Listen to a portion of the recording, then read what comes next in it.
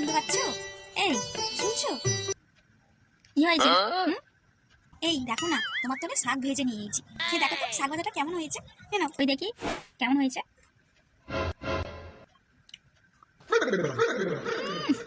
নুনে পোড়া শাক ভাজা একদম ভালো হয়নি।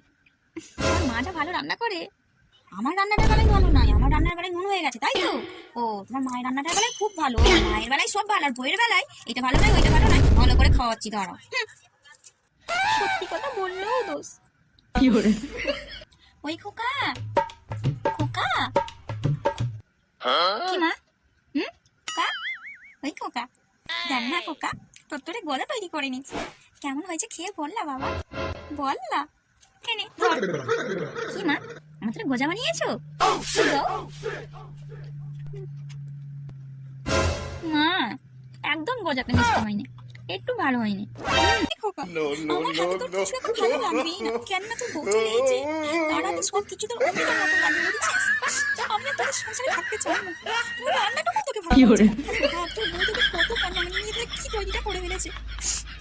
ঠিক আছে, তোকে খেতে হবে না, বৃদ্ধাশ্রমে চলে যাবো।